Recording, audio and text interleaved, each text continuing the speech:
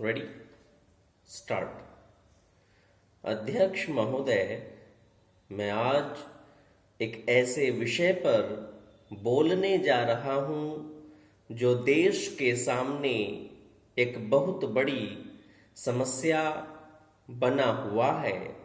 आजकल कृषि पर बहस चल रही है।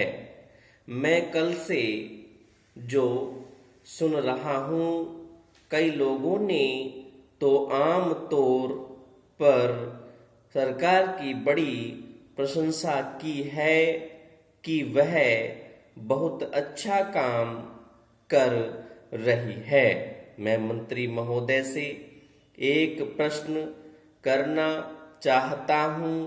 मार्च में मंत्री महोदय ने एक प्रश्न के उत्तर में कहा था कि 2 वर्ष में हमारा देश आत्मनिर्भर हो जाएगा। मैं जानना चाहता हूं कि ऐसा कहने के पीछे उनका आधार क्या है। कौन से उनके पास ऐसे प्रमाण हैं जिनके आधार पर उन्होंने इस प्रकार की घोषणा की है। मैं चाहता हूं कि जब वह उत्तर दे तो इस बात को अपने उत्तर में बताएं। आप जानते हैं कि इस देश में 80% लोग खेती करते हैं और उसके बाद भी आज हमारे देश का सम्मान दूसरे देशों में कितना है। आज हम दूसरे देशों से देश के नागरिकों के लिए खाद्यान्नों का आयात काफी मात्रा में कर रहे हैं।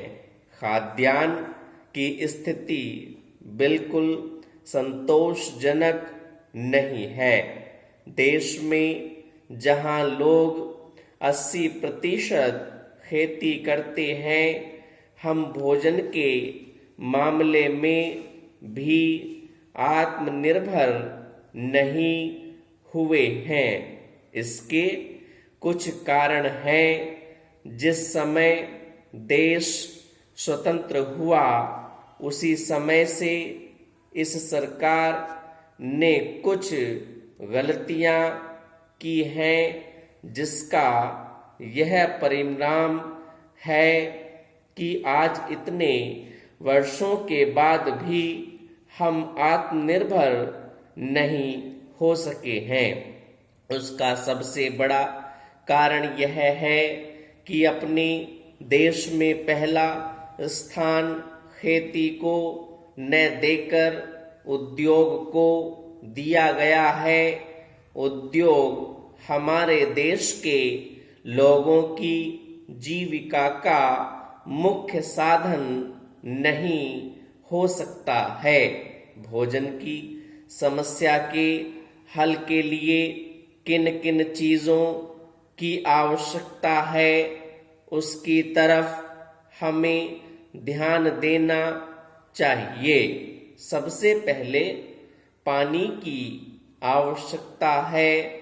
मैं समझता हूं कि देश में सिंचाई पर काफी जोर दिया जाना चाहिए और सिंचाई तथा खाद्य मंत्री एक होना चाहिए।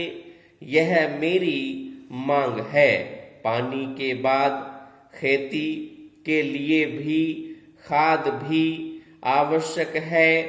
खाद का स्थान दूसरा हो सकता है।